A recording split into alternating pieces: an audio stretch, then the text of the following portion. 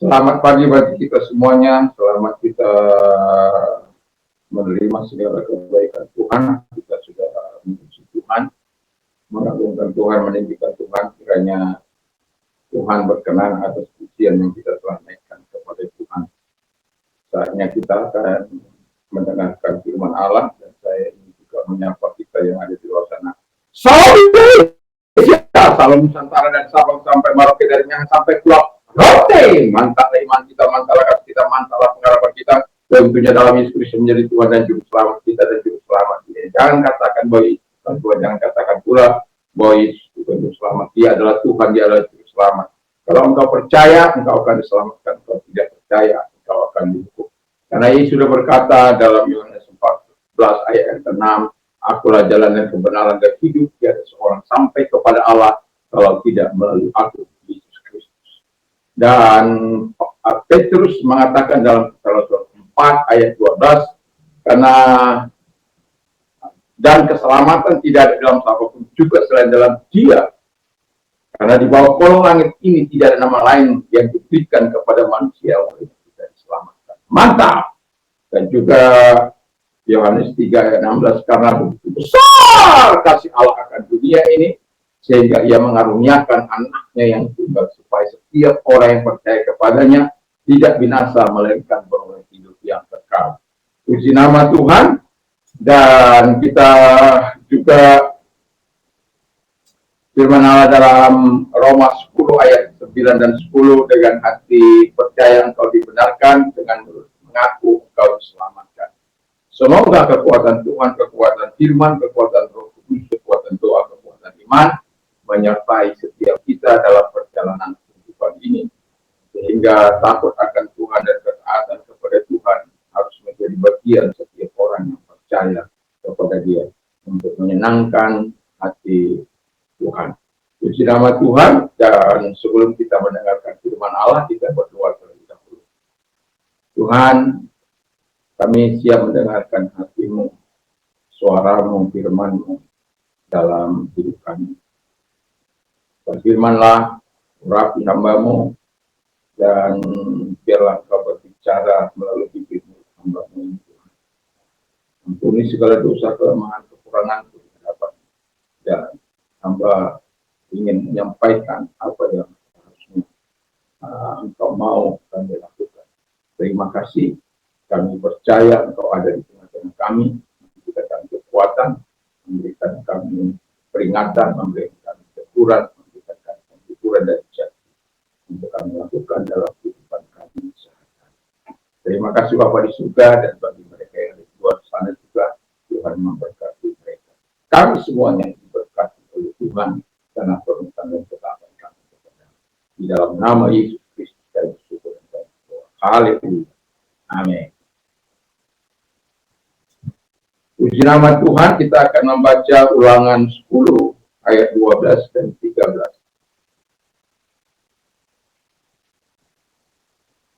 Kita membuka Alkitab Ulangan 10 ayat 12 dan 13.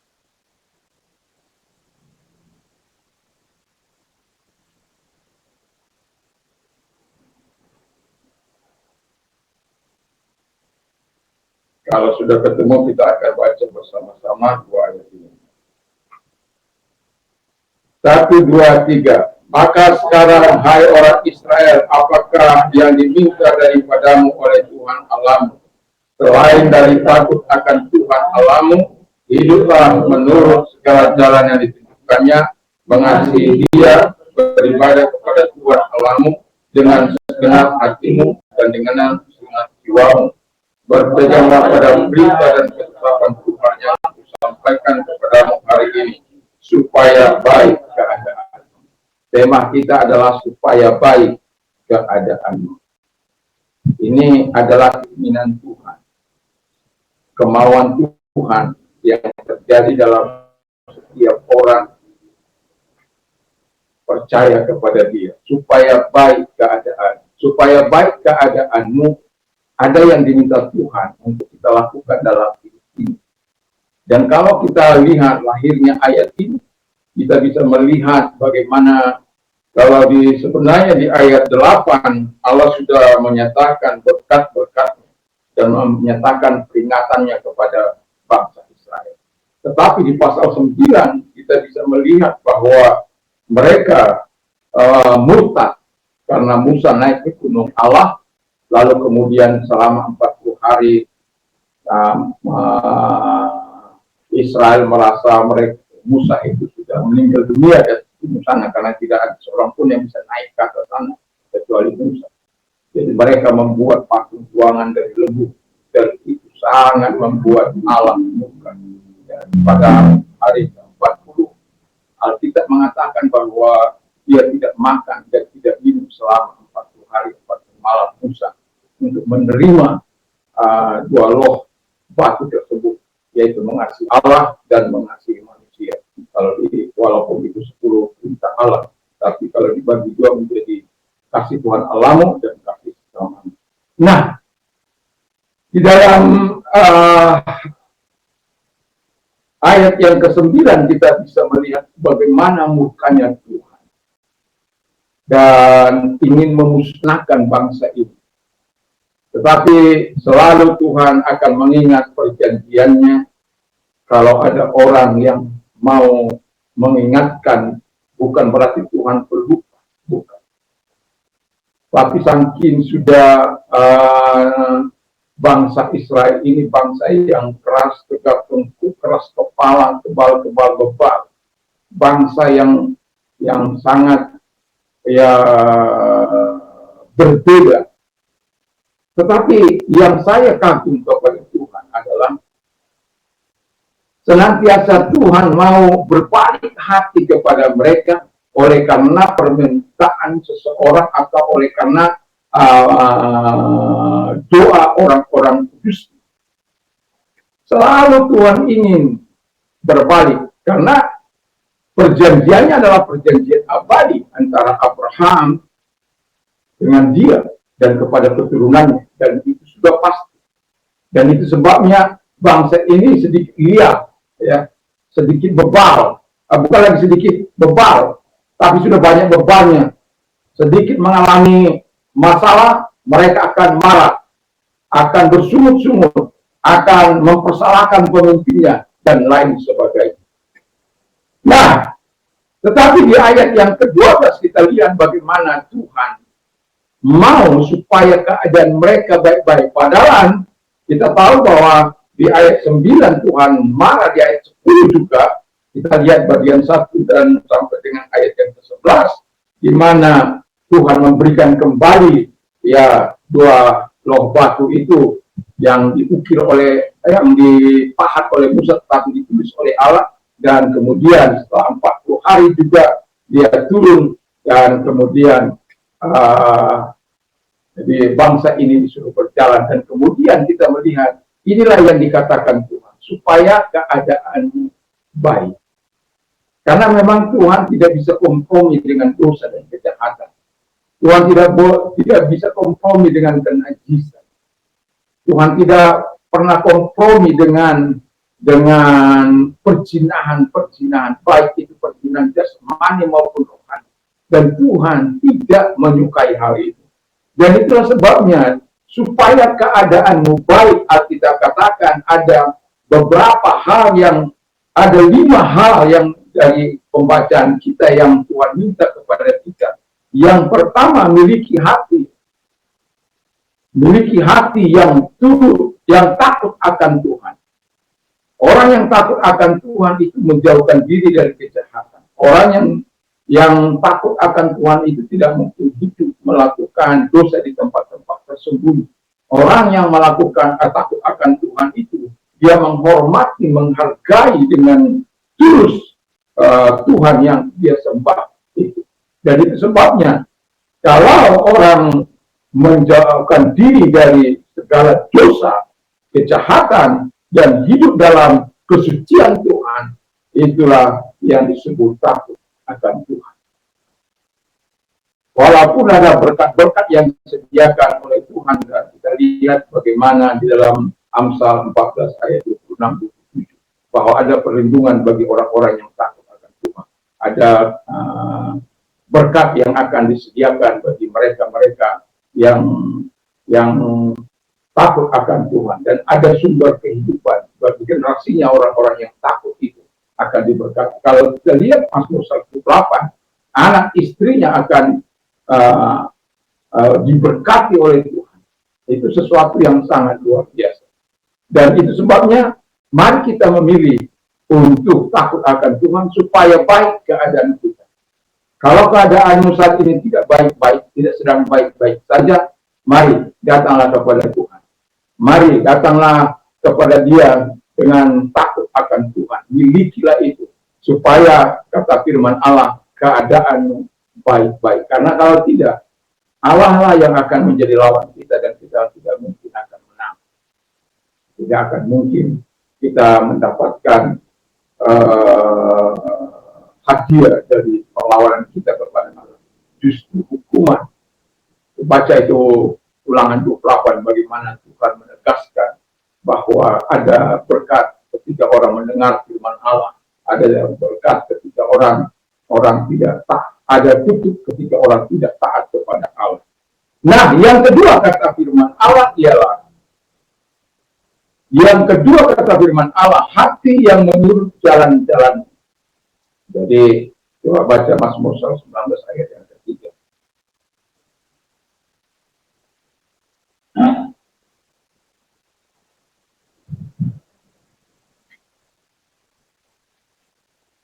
Mazmur 119 ayat ketiga, yang juga tidak melakukan kejahatan, tetapi yang hidup menurut jalan-jalan yang ditunjukkannya. Iya, hatinya menurut jalan-jalan yang ditunjukkan, menjauhi kejahatan. Jadi artinya dia tidak menyimpang ke kiri atau kanan, tapi lurus, setia dan taat kepada Tuhan. Itulah orang yang mengikuti jalan-jalan Tuhan. Jadi kalau kita mengikuti jalan-jalan Tuhan, baiklah keadaan. Supaya baik keadaan, kalau kita melakukan takut Tuhan, hati yang menurut jalan-jalannya, maka Tuhan telah berikhtiar, Tuhan telah berjanji untuk melakukan sesuatu yang baik dalam kehidupan kita yang menuruti jalan-jalannya. Supaya baik keadaan, mari kita ikuti apa yang dianjurkan oleh Tuhan pada kehidupan setiap kita melalui firman dan perintahnya. Yang ketiga dikatakan, memiliki hati yang mengasihi Tuhan. Kita tahu dalam Matius 22 ayat 37, jawab Yesus kepadanya, kasihilah Tuhan Allahmu dengan segenap hatimu, dengan segenap jiwamu, dengan segenap akal budimu. Jadi kita mengasihi Tuhan bukan abal-abal, bukan hanya sekedar, bukan hanya sekedar mengatakan dengan lip service yang kita, atau dengan pura-pura. Tuhan tidak menyukai hal itu. Dan Tuhan mengatakan dengan jelas, kalau kita mengasihi, kita menuruti perintah. Kalau kita mengasihi, kita hidup dalam kasih-Nya. Kalau kita mengasihi, kita juga taat terhadap perintah-perintahnya. Kalau kita mengasihi, Alkitab katakan dengan jelas bahwa kita tinggal di dalam Dia dan Allah di dalam kita. Jadi kalau kita mengasihi, sebenarnya bukan merugikan Anda, tetapi menguntungkan Anda.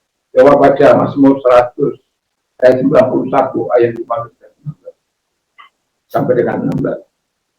Mazmur 91 14 dan 16. Mazmur 91 ayat 14 dan 16. Sungguh hatinya melekat kepadaku, maka aku akan menuntutkannya. Aku akan membentenginya sebab ia mengenal namaku. 15. Bila ia berseru kepadaku, aku akan menjawab. Aku akan menyertai dia dalam ketetapan. Aku akan melumpuhkannya dan memuliakannya. 16. Dengan panjang umur akan kukenyangkan dia, dan akan kuperlihatkan kepadanya keselamatan daripadaku. Iya. Kalau dalam bahasa Inggris dikatakan, because he loves me, taste the Lord, I will restore you. Jadi karena dia mengasihi, kalau kita katakan melekat, ya. Wah, bagaimana itu kalau melekat? Pohon kalau tidak melekat pada batangnya akan mati, dan akan ranting-rantingnya akan dibakar, ya, dibuang dan dibakar. Dan kehidupan orang-orang yang tidak mengasihi Tuhan satu kali juga akan dibakar di lautan api. Dan itu sebabnya Alkitab katakan supaya keadaanmu baik, mari kita lakukan. Tadi dikatakan hati yang takut akan Tuhan, hati yang menuruti jalan-jalannya, hati yang mengasihi Tuhan. Jadi kalau kita mengasihi Tuhan, dan Alkitab mengatakan dia melekat, dan sebab ia mengenal namaku, I will protect him because he knows my name. Aku akan melindungi dia sebab dia mengenal namaku. He will call upon me and I will answer. Dia akan berdoa dan aku akan menjawab. Jadi kalau Tuhan kita berdoa, Tuhan menjawab, kan sesuatu yang menyenangkan. Mengapa kita tidak merasakan jawaban-jawaban doa yang diberikan Tuhan kepada kita? Karena kita tidak sungguh-sungguh bersama dengan Tuhan. Tidak sungguh-sungguh melakukan yang terbaik bagi Tuhan. Tidak sungguh-sungguh.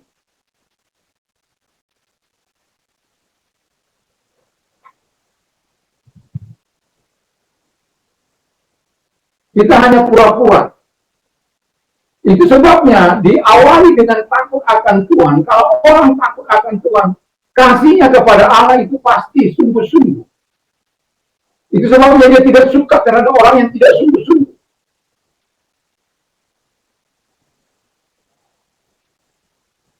Dan Allah juga tidak suka terhadap orang yang sungguh-sungguh. Dan itu sebabnya dikatakan, kau pilih kehidupan atau kematian, kau pilih kutuk atau berkat. Makanya dalam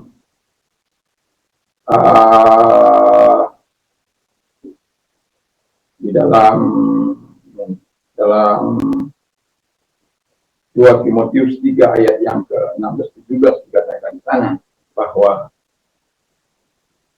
but you are a chosen generation, a royal priesthood, a holy nation, his own special people, that you may proclaim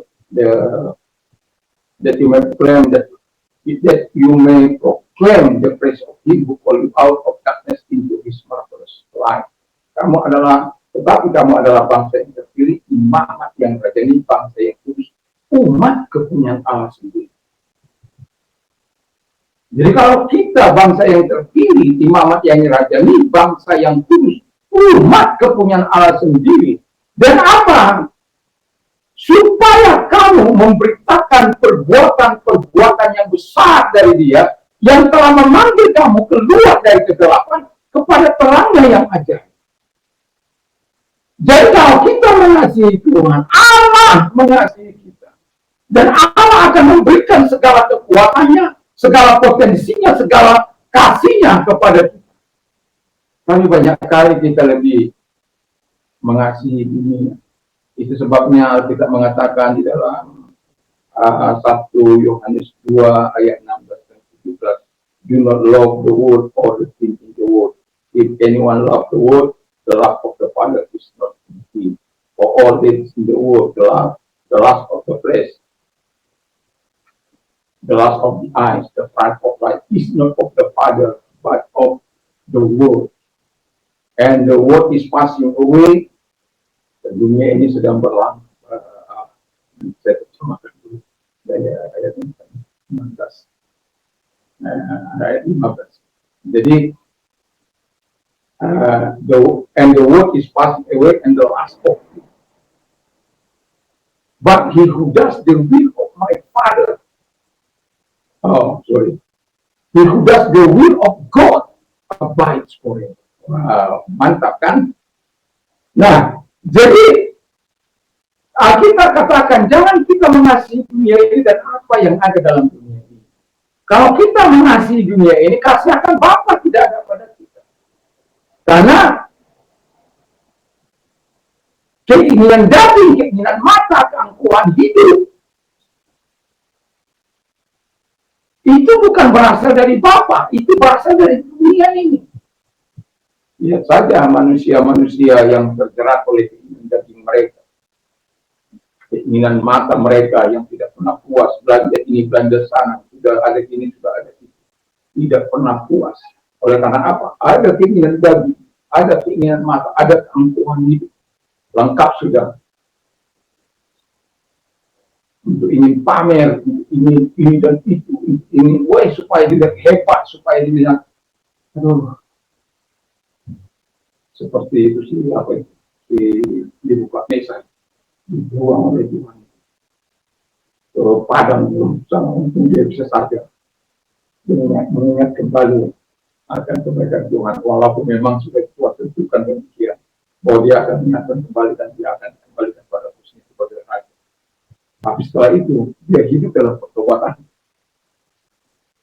dia mengakui betul-betul Allah yang Maha Kuasa itu, yang selama ini membanggakan dewa dirinya. Tapi setelah dia mengalami kemunculan itu, dia Tuhan insafkan dia. Makanya doa yang kita lakukan kepada Tuhan tidak akan menjadi sia-sia kalau engkau betul-betul mengasihi Tuhan. Walaupun mungkin lama baru Tuhan jauh, tapi Tuhan tidak pernah abai terhadap doa-doa. Dan dia akan melakukan sesuatu yang terbaik bagi hidup. Dan hiduplah mengasihi Tuhan. Nah, saya teruskan kepada Mazmur 91.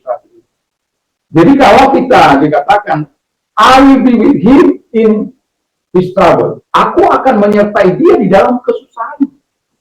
Pastilah kita pernah susah. Pastilah pernah mengalami kesulitan dalam hidup ini. Penderitaan yang mengakibatkan kesusahan. Aku akan menyertai, kata firman Allah. Sama seperti dia menyertai Yusuf dalam segala penderitaannya. Bukan 1 tahun, 2 tahun, dari 17 tahun ke 30 tahun, 13 tahun. Proses yang dialami, tapi setelah itu dia menjadi pemimpin yang dipakai oleh Tuhan. Jadi jangan benci proses, cintai proses. Supaya apa? Kita bisa menikmati yang terbaik. Kalau orang mencintai proses, maka dia akan langgeng dalam apa saja. Tapi kalau dia tidak mencintai proses, akan sulit bagi dia untuk menikmati yang terbaik. Alkitab katakan, sudah janjikan kepada kita, Allah sudah berkata, supaya keadaan baik. Saya ingin keadaan saya baik, sampai saya bertemu muka dengan dia. Dan itu sebabnya sebagai orang yang percaya, mari kalau ingin kita supaya baik keadaanmu, ya lakukan firman Allah. Yang pertama dikatakan, belum selesai mengasihi. Lalu kemudian dikatakan, I will honor him, I will honor him and deliver him. Wah, Tuhan akan memuliakan dan melepaskan. Betapa berharganya engkau di hadapan Tuhan. Itu sebabnya dikatakan berharga kematian orang yang mengasihi. Sangat luar biasa, dan firman Allah memberikan garansi yang sangat luar biasa bagi kita. Jadi jangan abaikan itu. Hidup sesuai dengan apa yang Tuhan minta. Jadi kalau bilang mengasihi, kasih dia. Nah, karena kalau engkau mengasihi, ada banyak hal yang kau bisa terima. Doamu dijawab oleh Tuhan, kau dalam urusan ketika engkau belum dijawab, Tuhan bersama dengan engkau memberikan kekuatan. Makanya Paulus berkata, I can do all things through Christ to strengthen me. Segala perkara dapat kutanggung dalam Dia yang memberikan kekuatan kepada. Jadi cintai firman Allah.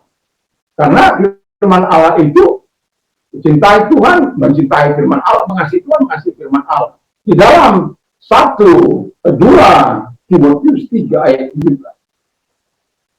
All scripture is given by inspiration of God, and this profitable for doctrine, for reproof, for correction, for instruction in righteousness, that the man of God may become complete, thoroughly equipped for every good work. Wah, itu sesuatu yang sangat luar biasa. Makanya cintai firman, taruh firman itu. Setiap malam saya menghimbau kepada kita untuk apa? Memperkatakan firman Allah satu demi satu menambah dalam hati kita. Saya bukan hanya mengajar Anda, tetapi saya coba untuk bisa menerapkannya di dalam hidup saya sehari-hari. Dan Alkitab katakan, all scripture, segala tulisan yang diilhamkan oleh Allah memang bermanfaat untuk mengajar, untuk menyatakan kesalahan, untuk memperbaiki kelakuan, untuk mendidik orang dalam kebenaran, supaya manusia kepunyaan Allah diperlengkapi untuk setiap perbuatan pekerjaan yang baik. Haleluya. Jadi kalau engkau mengasihi Tuhan, pastilah kita melakukan apa yang baik. Makanya Tuhan katakan, jangan kita membenci firman. Karena orang yang benci firman-Nya akan mati. Orang yang mengasihi firman-Nya akan hidup. Dan saya tidak berupaya untuk menakuti, tapi saya ingin supaya keadaannya baik. Supaya baik keadaannya, lakukan. Yang pertama tadi, yaitu hati yang takut akan Tuhan, memiliki hati yang takut akan Tuhan, memiliki hati yang menurut jalan-jalannya, memiliki hati yang mengasihi Tuhan Allah. Jadi bukan mengasihi abal-abal. Ada kan banyak orang, aku cinta padamu, padahal di sana dia selingkuh. Sana sini dia bilang aku cinta padamu, tapi semua jadi korban. Saya punya teman dulu, ya. Sebenarnya orang ini gak ganteng, tapi setiap kali dia memikat wanita, dia berasal dari bagian sana. Saya tidak perlu sebut kampung. Dan apa yang dilakukannya? Menghamili banyak wanita. Dia mengasihi katanya, mencintai katanya.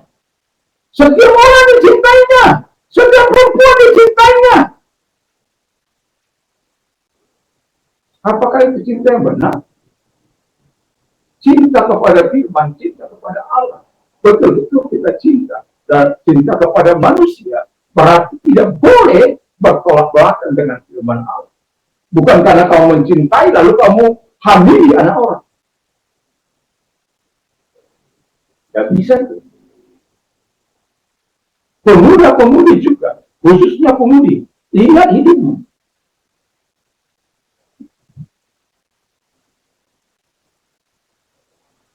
Yang menderita itu telah kamu kalau kamu sampai tertembak kali.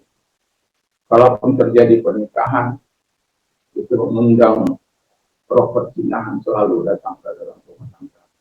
Karena saudara membuka lebih awal. Dan itu perlu sebabnya orang seperti itu harus takut pada Tuhan.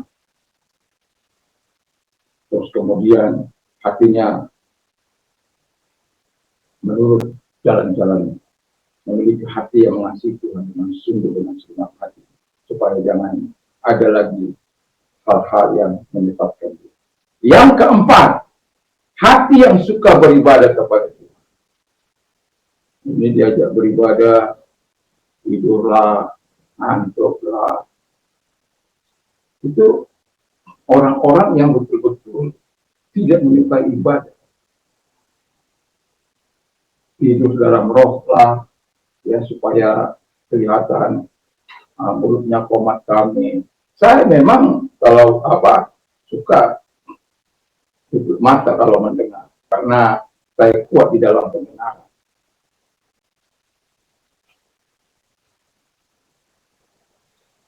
Tetapi bukan berarti saya terus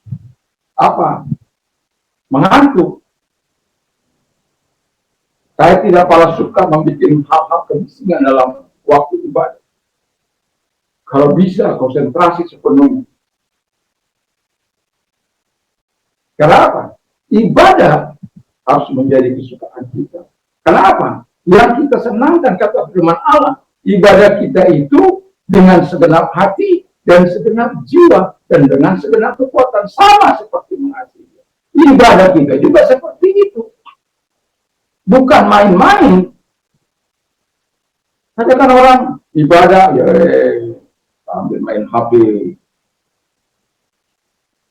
Makanya kalau orang katakan, "Oh, orang sudah zaman canggih, kamu masih Alkitab aja." Saya kalau ibadah itu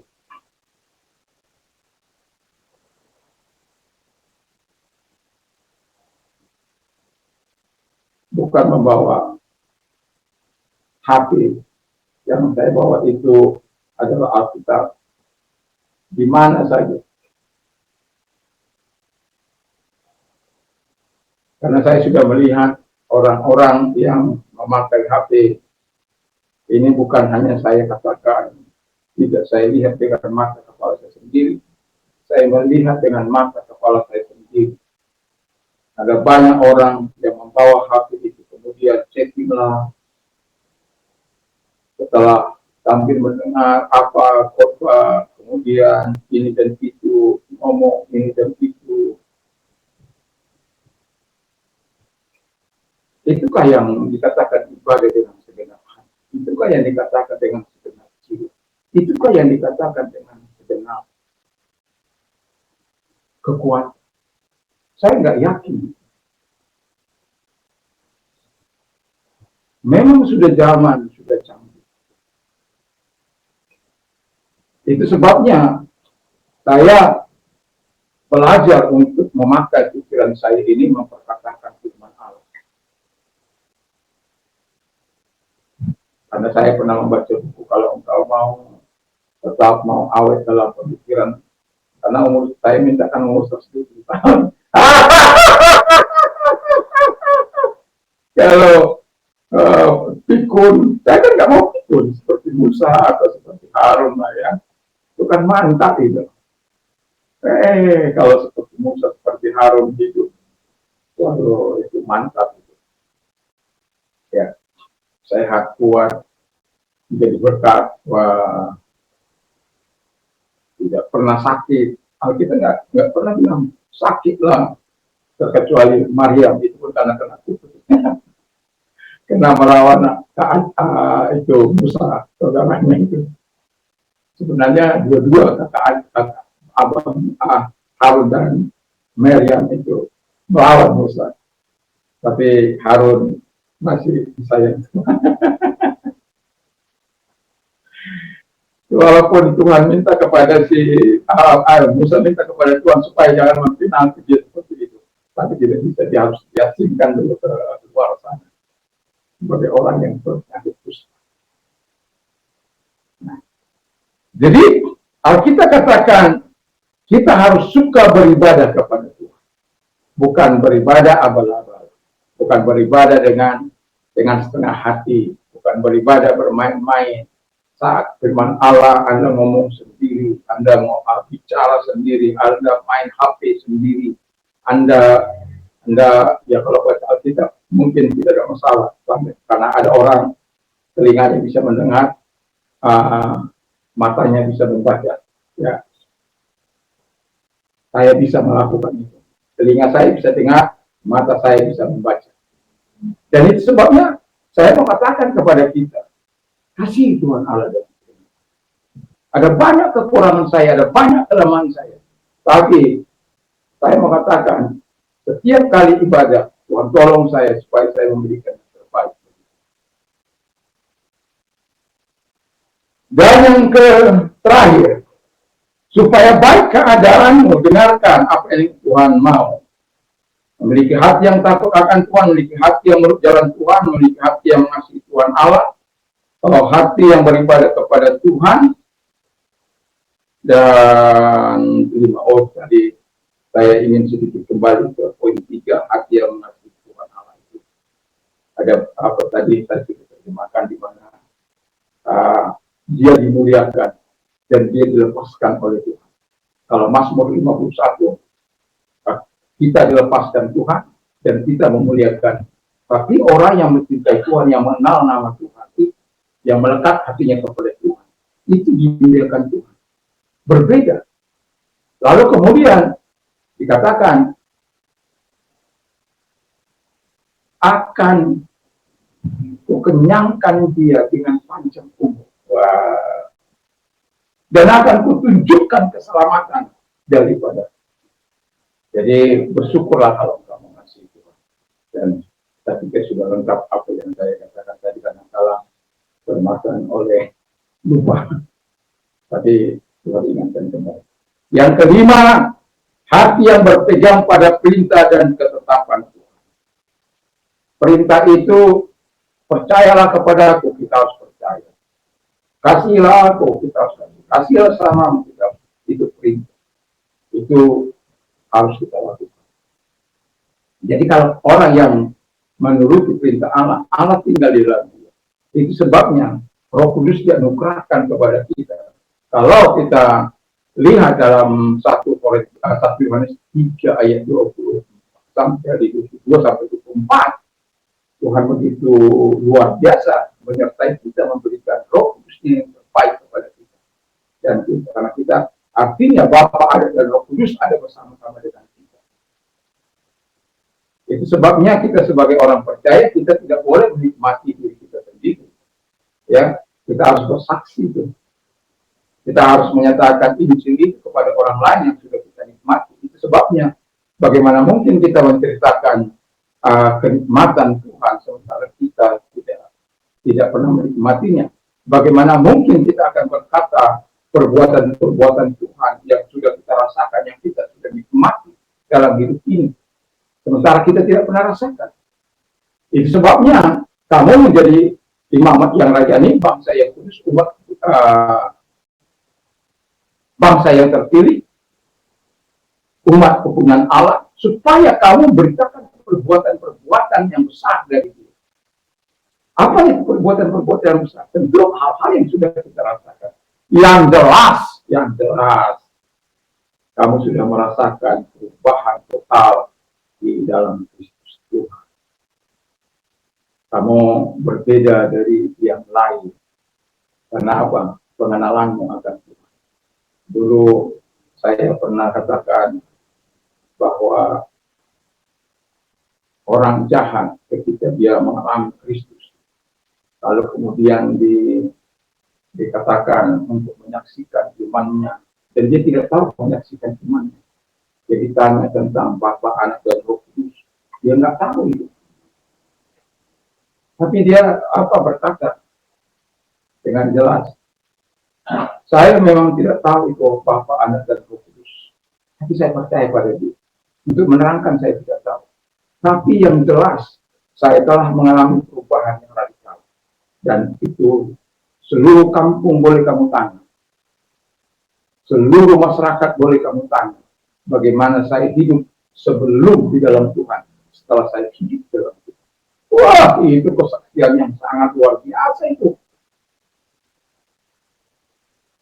Kita berani bersaksi bagaimana kita hidup sebelum dan sesudah dan saat ini dan bagaimana selanjutnya terus setia pada Tuhan. Itu yang puji nama Tuhan. Lalu hati yang berpegang pada perintah dan ketetapan Tuhan. Ini ketetapan ini perlu kita jaga. Ya. Ketetapan itu mengikat siapapun. Ya, kalau ketetapan MPR itu adalah ketetapan yang mengikat seluruh masyarakat Indonesia. Kalau ketetapan Tuhan itu adalah ketetapan yang mengikat siapapun. Nah, yang pertama yang kita perlu kita ingat, kalau orang sudah menikah itu tidak boleh cerai. Itu sebuah ketetapan Tuhan. Akhir-akhir ini orang bercerai karena apa? Tidak lagi sejalan, tidak lagi berpikir. Memang tidak pernah berpikir kok. Sejalan tidak pernah. Sudah tidak satu roh. Makanya saya katakan bahwa ketetapan Tuhan tidak boleh dilanggar. Di hadapan orang percaya melanggar. Terus yang kedua, ketetapan Tuhan. Anda bisa baca itu dalam Mazmur, dalam Kisah Rasul 15 ayat 20 atau ayat 29. Itu kita tidak boleh makan dari binatang yang dipersembahkan atau apapun yang sudah dipersembahkan kepada berhala. Itu ketetapan. Atau makan dari darah. Darah itu tidak boleh, karena nyawa. Itu ketetapan. Ada banyak memang ketetapan Tuhan, tetapi saya mau cukup kiranya di sini kita. Artinya saya mau menegaskan ketetapan Tuhan itu. Mengapa kita harus memiliki hati yang berpegang pada perintah dan ketetapan. Karena ada banyak ketetapan Tuhan, ada perintah Tuhan yang harus kita lakukan dan harus kita jaga. Dan juga dikatakan binatang yang mati dicekik. Nah, itu nggak boleh. Terus ayam terus mati dicekik atau mati jadi bangkai, itu tidak boleh. Jadi harus dipotong. Kalau di restoran biasanya kalau burung darah itu, dulu saya suka makan burung darah. Tapi setelah saya tahu proses ada di Surabaya, saya tidak perlu menyebut nama restoran tersebut. Itu burung itu tikus. Memang rasanya jadi karena saya juga nggak tahu bagaimana yang sudah dipotong, bagaimana yang mati atau mati yang dipotong. Tetapi memang itu menjadi ciri apanya, menjadi makanan nikmat di restoran. Ya, itu ketetapan Tuhan. Jadi mati dicekik atau dari percabulan. Nah, ini tidak boleh.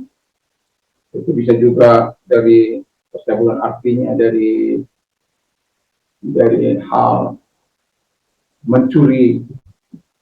Itu sebabnya saya katakan kalau orang memberi nafkah kepada anaknya dari hasil kejahatan atau dari hasil korupsi, ingatlah satu kali darah itu akan berteriak menuju kepada kejahatan. Dan saya sudah menyaksikan banyak orang yang selama hidup mereka disuguhi dengan hal-hal yang dari hal yang jahat, sampai pada akhirnya anaknya menjadi pecandu narkoba, melakukan yang jahat, membunuh dan lain sebagainya. Karena apa? Darah kejahatan ada di dalam darah. Nggak boleh. Makanya Alkitab katakan lebih baik sedikit disertai dengan kebenaran daripada berlimpah-limpah disertai dengan kejahatan. Wah, orang berkata, salah itu, lebih baik berlimpah-limpah disertai dengan kejahatan tapi puas daripada menderita. Wah. Pernahkah Anda mendengar, mari kita makan dan minum sepuas kita? Karena kita akan mati. Kita tahu tidak bahwa kalau kita mungkin suku hajat di Tanzania, mungkin kita tidak akan tahu.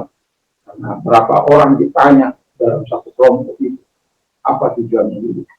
Tidak tahu, yang hanya dia tahu melakukan seks, berburu, kemudian mati. Kalau sudah mati, kau jadi tanah, nggak ada lagi. Kau mau kemana, kau nggak tahu. Dia nggak tahu tentang surga. Dia nggak tahu tentang neraka. Yang dia tahu tentang seks, tentang wanita, tentang berburu, karena kehidupan mereka ada di sebuah belakang. Saya sangat kadang-kadang ketika saya mendengar apa itu,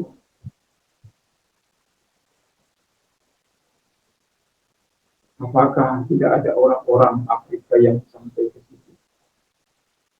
Ya, saya juga sadar di titik saya ini yang banyak suku-suku terabaikan. Siapa yang akan menjangkau mereka? Siapa yang akan sampai kepada mereka? Terima kasih kepada mereka-mereka yang ada mau di garis depan untuk melakukan yang terbaik. Nah, jadi hati yang berpegang pada perintah dan ketetapan Tuhan harus menjadi bagian hidup kita supaya Tuhan memuliakan. Kalau kita berharap supaya baik keadaan kita, supaya baik keadaan kita, Marilah kita memiliki hati yang takut akan Tuhan, memiliki hati yang menurut jalan Tuhan, hati yang mengasihi Tuhan Allah, hati yang suka beribadah kepada Tuhan, hati yang berpegang pada perintah dan ketetapan. Dan kalau itu ada, matilah apa yang dikatakan Tuhan, supaya baik keadaan. Dan saya katakan, saya ingin menikmati hal yang baik dari Tuhan. Tapi saya tahu ini bukan sesuatu yang mudah. Tapi kita punya Tuhan, kita punya firman, kita punya Roh Kudus, Allah, dan kita punya Yesus yang akan menolong kita untuk melakukan itu semua. Dan kalau kita lihat apa yang dikatakan oleh Tuhan kepada bangsa Israel ini, bahwa mereka akan diberkati, dan itu memang terjadi. Saya pernah membaca sebuah koran di tahun berapa itu, 65% kekayaan dunia ini ada di tangan orang Yahudi. 65%.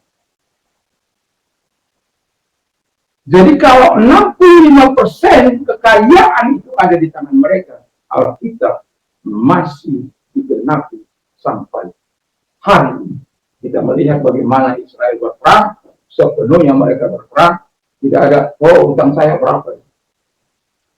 Saya tidak tahu bagaimana cara menyuplai orang-orang itu. Tetapi yang jelas, Amerika ketika menyerang Irak, mereka memiliki banyak utang yang mungkin sampai sekarang belum terbayar. Tapi Israel sekalipun seringkali berperang, bahkan berperang sekali 4 negara, tapi tidak pernah habis dana mereka, tidak pernah habis senjata mereka, tidak pernah kurang. Wah, kenapa? Aku menyertai. Aku yang memberkati. Aku yang akan menaruh musuh-musuh. Jadi musuh-musuhmu tertakutkan. Jadi mau saya katakan begini. Kalau kita baca Alkitab, maka kita akan melihat bangsa ini betul-betul diperhatikan Allah. Mau keras kepalakah mereka, mau tegak tengkukkah mereka? Karena perjanjian ini tidak akan diubah oleh Tuhan. Nah, apabila mungkin Tuhan akan ada hukuman-hukuman tertentu, tapi kalau mereka datang kepada Tuhan, secepat itulah seperti yang terjadi yang kita baca ini. Secepat itulah Tuhan berbalik kepada mereka. Karena apa? Bangsa ini bangsa yang spesial bagi dia. Bangsa yang dipilih oleh dia sendiri. Jadi tidak ada intervensi di situ. Itu kemauan Tuhan, itu haknya Tuhan. Dan itu sebabnya dari bagaimana orang-orang belajar untuk membasmi bangsa ini. Dan kenapa terjadi perang dunia kedua?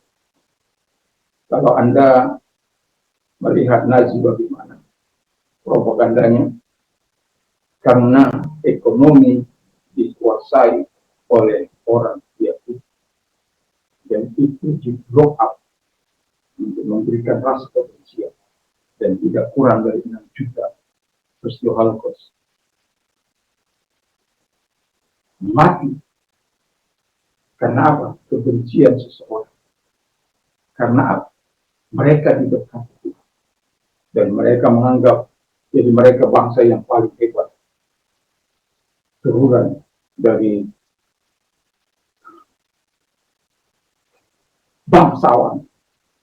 Ya, tetapi apapun rencana manusia untuk membunuh hanguskan bangsa Israel, kita sudah lihat bagaimana Hamas kalah. Itu pertama kali pembunuhan secara besar-besaran kepada bangsa ini. Lalu kedua, ini dan yang terakhir ini kita lihat bagaimana ada satu negara yang membuat falsafah ini untuk melenyapkan Israel dari muka bumi. Nggak akan pernah. Saya katakan dalam nama Yesus, Alkitab mengatakan tidak akan pernah bangsa ini lenyap. Karena mereka mengambil peranan untuk kedatangan Sang Mesias. Tidak akan pernah, sekalipun seluruh dunia ini bersatu, kekuatan dunia ini bersatu melawan bangsa ini, tidak akan pernah Dan saya yakini, karena apa? Tidak ada satu kekuatan yang sanggup melawan Allah Israel. Kalau dia mau. Dan itu sebabnya saya katakan, mari kita lakukan saja buat kita, dan mau keadaan mau baik, lakukan apa yang telah saya ceritakan di atas supaya baik keadaan kita, baik keadaan anak-anak kita, baik keadaan keluarga kita, baik keadaan ekonomi kita, baik keadaan usaha kita, baiklah semua. Oleh karena ketaatan kita kepada Tuhan, di mana kita hidup dalam ketaatan Tuhan, memiliki hati yang menurut jalannya, dan hati yang mengasihi Tuhan Allah, hati yang bergerak pada perintah dan ketetapan, hati yang suka beribadah. Puji nama Tuhan. Dan saya mau katakan kepada kita, perkatakan firman Allah terus menerus dalam hidup kita. 1-2 ayat taruh itu supaya itu menambah iman kita, kekuatan iman kita, dan Tuhan suka. Dan Alkitab mengatakan dengan terus terang dalam Roma 8 ayat 28, kita tahu sekarang Allah turut bekerja untuk mendatangkan kebaikan bagi mereka yang mengasihi Tuhan, yaitu yang terpanggil sesuai dengan rencana Allah. Rencana Allah apa padamu? Supaya keadaan baik. Tapi pertanyaannya, apakah engkau melakukan apa yang diperintahkan Tuhan, termasuk mengasihi Tuhan? Kiranya Tuhan memberkati kita semua. Mari kita berdoa. Saya undang ke dalam kita. Terima kasih Tuhan, biarlah kami orang-orang yang diberkati oleh Tuhan, orang-orang yang menerima segala kebaikan Tuhan, dan sebagaimana Engkau berkata supaya keadaan kami baik, ekonomi kami, usaha kami, pekerjaan kami, apapun itu Tuhan, baik. Tapi Tuhan meminta kepada kami sebagaimana firman-Mu, takut akan Tuhan dan mengasihi Tuhan, dan juga mengikuti jalan-jalan Tuhan, dan berpegang pada ketetapan-ketetapan Tuhan, dan juga suka beribadah kepada Tuhan. Dan semoga kami adalah orang-orang yang terpilih, orang-orang yang mau memberitakan perbuatan-perbuatan besar yang sudah Engkau lakukan dalam hidup kami, karena kami menikmati segala apa yang sudah Engkau berikan. Terima kasih, dan berdoa bagi bangsa dan negara kami, diberkati bangsa kami dengan damai, dan Sabang sampai Merauke dan jangan sampai Pulau Rote, dan gereja Tuhan diberkati, menyampaikan suara kenabiannya dimanapun ada pada gereja Tuhan, diberkati Tuhan untuk menyampaikan suara kenabiannya.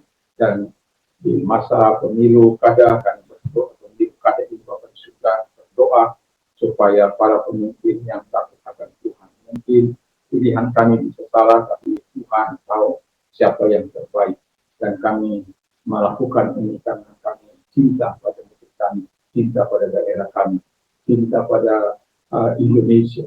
Terima kasih, sehingga dari Sabang sampai Merauke, dari jangan sampai Pulau Rote adalah pemimpin yang peduli kepada rakyat yang dipimpin, bukan malah mengkorupsi uang yang dipercayakan negara untuk dikelola sebagai pemimpin di daerah masing-masing. Kami sudah melihat betapa banyaknya para koruptor-koruptor yang menyalahgunakan jabatan mereka, wewenang mereka, sehingga mereka dengan suka-sukanya mengambil uang negara. Kami berdoa supaya Tuhan menjauhkan pemimpin-pemimpin seperti itu dari kami, dari kota kami, dari provinsi kami, ataupun dari provinsi-provinsi yang lain, tapi hidup untuk melakukan apa yang berkenan di hati masyarakat, dan berjuang sungguh-sungguh untuk memperjuangkan kepentingan rakyat di atas segalanya. Terima kasih. Kami juga berdoa kiranya anak-anak muda diberkati oleh Tuhan segala kreativitas mereka. Ketika mereka mau mencari pekerjaan, Tuhan buka pekerjaan, walaupun saat sulit, tetapi kami percaya bahwa Tuhan selalu menyediakan bagi anak-anak. Sama juga kami berdoa bagi anak-anak kami, diberkati mereka.